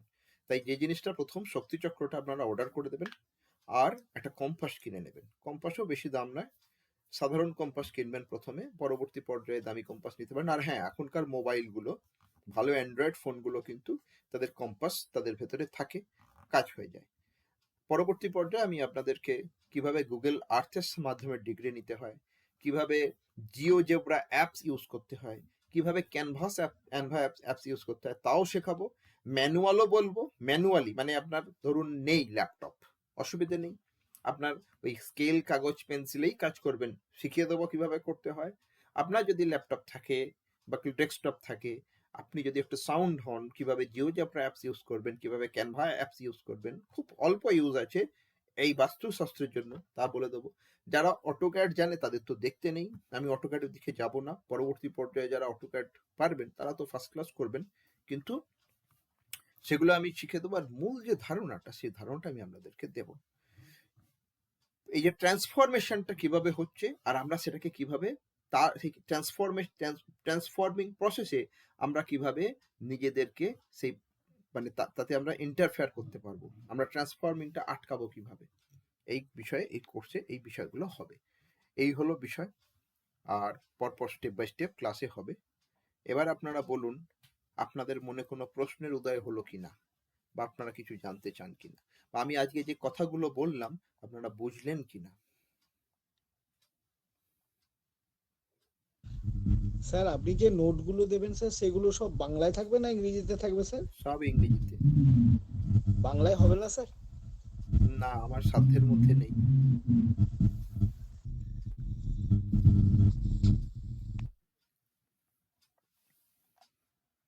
আর স্যার যে বুকসটা দেবেন সেটা স্যার ইংরেজি স্যার? ঘাবড়াবেন না, খুব সহজ, বিষয়টা কঠিন কিছু নয়। Hello sir. বলুন। হ্যালো, নমস্কার স্যার। বলছিলাম কি, আপনি কি ক্লাসে বাংলায় বলে দিবেন না নোটস সম্পর্কে বা এই নোটগুলি? যেমন আজকে গল্প বললাম সব বাংলাতেই শেখাবো, সব বাংলায় কেন? শেখাবো, ঠিক আছে? হ্যাঁ স্যার, বুঝতে পেরেছি। কেননা এই বাংলায় বলে দিলে সুবিধা হবে আর কি। হ্যাঁ, সব বাংলাতেই তো গল্প বলবো, অসুবিধা কিচ্ছু হবে না। আমি সব বাংলায় শেখাবো, চিন্তা নেই কিছু, ঠিক আছে? আমি সব আচ্ছা বাংলায় স্যার, শেখাবো। বলছি আইডিয়াল কম্পাস একটা কোনটা হলে হবে? আপনি একটা লিংক দিয়ে দিবেন, একটা কম্পাস কিনতে হবে তো। দেখুন, আইডিয়াল কম্পাস যদি বলেন, তাহলে যেগুলো মিলিটারি হ্যাঁ কম্পাস হয়, হ্যাঁ মিলিটারি কম্পাস 1200-1500 হ্যাঁ, টাকা করে দাম নেয়, 1200-1500 সে টাকা হোক। দাম নেয় মিলিটারি হুম কম্পাস। মিলিটারি কম্পাস নিতে হুম পারেন আপনারা। যদি মিলিটারি কম্পাস সার্চ করেন, গুড হুম মিলিটারি কম্পাস পাওয়া যাবে, হাজারের ওপরে দাম পড়বে। কাজ চালিয়ে নেওয়ার জন্য এমনি 150-100 টাকার কম্পাসেও কাজ হয়ে যাবে, মোবাইলের কম্পাসেও কাজ হয়ে যাবে, ঠিক আছে? যদি ভালো কম্পাস বলে তাহলে মিলিটারি কম্পাস নিতে হবে। তবে আমি আপনাদের বলবো প্রাথমিক পর্যায়ে আপনারা আহ, এমনি সাধারণ কম্পাসেই কাজ শুরু করুন। Oil field compass, oil field, আপনারা যদি গুগল সার্চ করেন অয়েল ফিল্ড হুম কম্পাস একটু দাম বেশি পড়ে, ওয়াটার ফিল্ড কম্পাস মোটামুটি দামের হয়ে যায়। আর এমনি সাধারণ যে কম্পাসগুলো সেগুলো 25 টাকা 50 টাকা করে বিক্রি হয়, এমনি দাম, এমনি দাম, ঠিক আছে? 50 টাকা 60 টাকা করে দাম, কাজ তাতেও হবে। আর আপনার মোবাইলে যে কম্পাস আছে তাতেও কাজ হবে।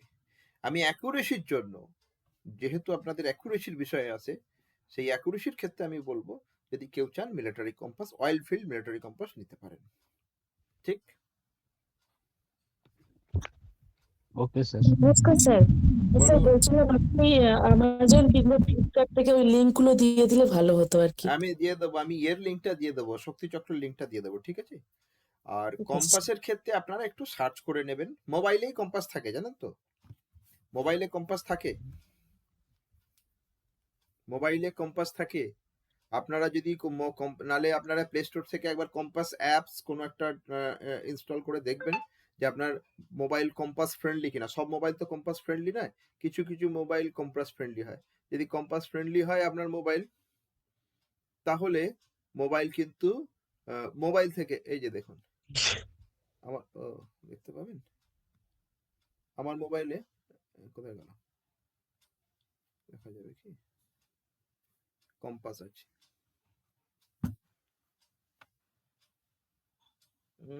দেখা যাবে না, দেখা যাবে আচ্ছা, না। কম্পাস স্যার আছে স্যার, ওই প্লে স্টোর থেকে দেখেছিলাম কম্পাস আছে। হ্যাঁ, পেয়ে যাবেন, ঠিক আছে, কোনো অসুবিধা নেই, কিন্তু আমি সব বুঝিয়ে স্যার দেবো। ওই বলুন। ক্লাস চলতে চলতে ওই কম্পাস, বলছি ক্লাস চলতে চলতে কি ওই কম্পাসটা আমরা ইউজ করতে পারবো? আপনারা কম্পাস মানে একটা অনলাইনে? আনিয়ে নেন, আমি যেভাবে করাবো কোনো চাপ নেই, আপনারা সব পারবেন, ঠিক আছে? ওকে স্যার, বইয়ের দোকানে যে ওই কম্পাস গুলো বিক্রি হয়, বাচ্চারা যেগুলো কাজ তাদের হয়ে যাবে, কাজ হয়ে যাবে, ওতেই হয়ে যাবে। ওতেই কাজ হয়ে যাবে, শেখাটা হয়ে যাবে, ওতে ওতে শেখাটা হয়ে যাবে। যদি কাজের কথা বলেন, যখন আপনি বাস্তু করবেন, যখন আপনি to the pin point accurate বাস্তু করবেন, তখন আপনাদের অয়েল ফিল্ড কম্পাস লাগবে, তখন আপনাকে গুগল আর্থের সহায়তা নেওয়া লাগবে, শিখতে হবে এগুলো, এবং প্র্যাকটিস করতে করতে আপনাদের অ্যাকুরেসি আসবে। সবই তো প্র্যাকটিস করতে হয়, প্র্যাকটিস করতে করতে অ্যাকুরেসি এসে যাবে, ঠিক আছে? ঠিক আছে। শক্তি চক্র, শক্তি চক্র লিংক আমি দিয়ে দিচ্ছি, শক্তি চক্রের অ্যামাজনের লিংক দিয়ে দিচ্ছি, গ্রুপে দিয়ে দিচ্ছি, ঠিক আছে? স্যার বুকস দেবো বললেন, ওটা কি পরে দেবেন স্যার? হ্যাঁ, বুকস দেবো বললেন স্যার, ওটা পরে দেবেন স্যার? কথাটা শুনতে পাচ্ছি না, আপনার কথাটা কাটছে কেন?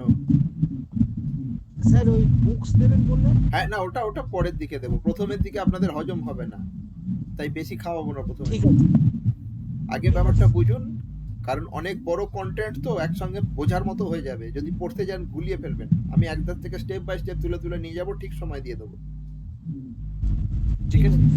আমি এত বেশি আপনাদেরকে কন্টেন্ট দেব, এত বেশি আমি আপনাদেরকে খাদ্য দেবো, খেয়ে পারবেন না, এই কোর্সে বলে দিলাম। ডোন্ট ওয়ারি, প্রচুর মেটেরিয়াল দেবো, ঠিক আছে? স্যার নেক্সট ক্লাস আমাদের কি বার ক্লাস? বুধ এবং শনিবার ক্লাস হবে, কোনো দিন লং ক্লাস হবে। আজকে আমি যা বললাম আপনাদের কথাগুলো বুঝতে সুবিধে হয়েছে তো? বুঝতে পেরেছেন তো আমি যা বলতে চেয়েছি? আমি ইনার কন্টেন্ট বলেছি। হ্যাঁ স্যার, হ্যাঁ, ঠিক আছে, হ্যাঁ স্যার, হ্যাঁ বেশ বোঝা গেছে হ্যাঁ স্যার। স্যার, বুঝতে পেরেছি। হ্যাঁ স্যার, বুঝতে পেরেছি। আপনি বেশ বেশ, বলুন। 1 ঘন্টা করেই বেশিও হতে পারে ক্লাস, 1.5 ঘন্টাও হতে পারে, ফ্লো এর উপর। আজকে আমি এতক্ষণ বকবক করলাম প্রথম দিন তো, আজকে আমি কোনো কন্টেন্টে নেই তো, আমি আজকে শুধু ইন্ট্রোডাকশন করলাম, কন্টেন্ট হবে পরের দিন, ঠিক আছে? ঠিক আছে। বাস্তুর স্টোরিটা আপনাদের যেটা জানার দরকার আমি সেটা বলে দিলাম আজকে। অরিন্দম বাবু কিছু বলছেন? স্যার গ্রাফ পেপারটা মিলিমিটারে না হ্যাঁ হ্যাঁ গ্রাফ পেপারটা মিলিমিটারে নিতে হবে স্যার? হ্যাঁ হ্যাঁ হ্যাঁ হ্যাঁ, ঠিক আছে স্যার। আমি যখন দেখাবো গ্রাফ পেপার তখন আপনারা গ্রাফ পেপারটা নেবেন, ওরা তো বাড়ির পাশেই পেয়ে যাবেন। প্রথমে কম্পাসটা আর শক্তি চক্রটা, এই দুটোকে যত তাড়াতাড়ি পারেন আমদানি করে নেবেন। 1 সপ্তাহ 8 দিনের মধ্যে এসে যাবে। কম্পাসের একটা লিংক দিয়ে দিন স্যার। হ্যাঁ, স্যার বলছি কম্পাস কম্পাস আপনারা পাড়ার বইয়ের দোকানে পেয়ে যাবেন, ঠিক খুব আছে? খুব ভালো এক্সপিরিয়েন্স স্যার, খুব ভালো। শোনা যাচ্ছে? শক্তি চক্রটা কোথায় পাবো? একদম ক্রিস্টাল ক্লিয়ার, দারুণ। হ্যাঁ, শক্তি চক্র আমি লিংক দিচ্ছি, অনলাইনে পাবেন, অ্যামাজন ফ্লিপকার্টে পেয়ে যাবেন, আচ্ছা ঠিক স্যার, আছে? ঠিক আছে স্যার। বেশ, তাহলে আজকে শেষ করি। শনিবার দিন গল্প হবে, আবার গল্পই হবে, আমি একদম গল্প করতে করতেই সব বলবো আপনাদেরকে, ঠিক আছে? সবাই ভালো থাকবেন, ঠিক আছে sir, good night sir. Good night ন- সবাইকে, good night। শুভরাত্রি স্যার। নমস্কার স্যার।